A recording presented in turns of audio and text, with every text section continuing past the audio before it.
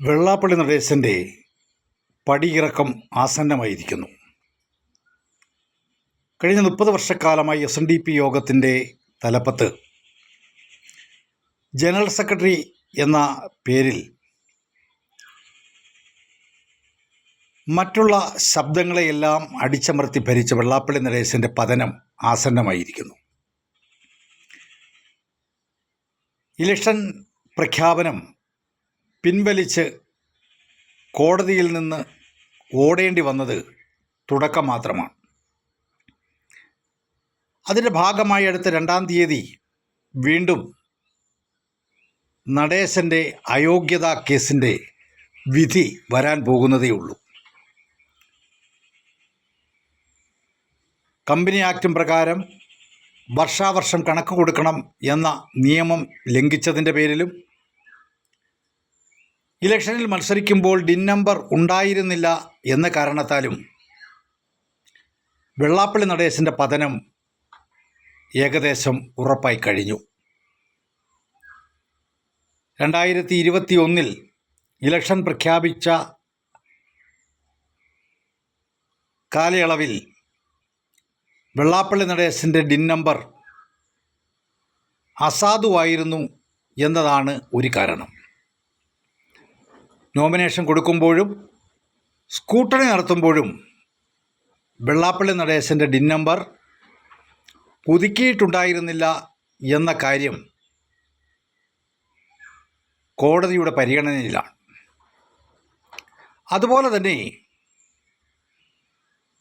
Company നിയമപ്രകാരം വർഷാവർഷം കണക്ക് കൊടുക്കണമെന്ന നിയമം വെള്ളാപ്പള്ളി നടേശനും വെള്ളാപ്പള്ളി നടേശനോടൊപ്പമുള്ള ഭരണസമിതി അംഗങ്ങളും ഡയറക്ടർ ബോർഡ് മെമ്പർമാരും പാലിച്ചിട്ടില്ല എന്നതിനാൽ വെള്ളാപ്പള്ളി മാത്രമല്ല കൂടെ ഉണ്ടായിരുന്ന ഡയറക്ടർ ബോർഡ് അംഗങ്ങൾ മൊത്തത്തിൽ അയോഗ്യരാക്കപ്പെടും എന്ന സ്ഥിതി വന്നിരിക്കുന്നു.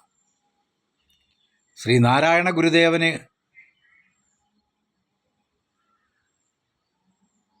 എന്നും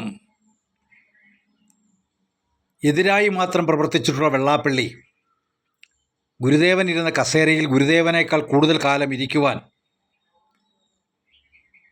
പിണറായി വിജയൻ്റെ സഹായത്തോടുകൂടി കഴിഞ്ഞ 5 വർഷക്കാലം സാധിച്ചുവെങ്കിലും അടുത്ത തിരഞ്ഞെടുപ്പ് നിയമസഭാ തിരഞ്ഞെടുപ്പിന് മുമ്പേ നടത്തുവാനുള്ള ശ്രമമാണ് കോടതിയിൽ നിന്നും പിൻവലിച്ചുകൊണ്ട് വെള്ളാപ്പള്ളിക്ക് ഓടേണ്ടി വന്നത്.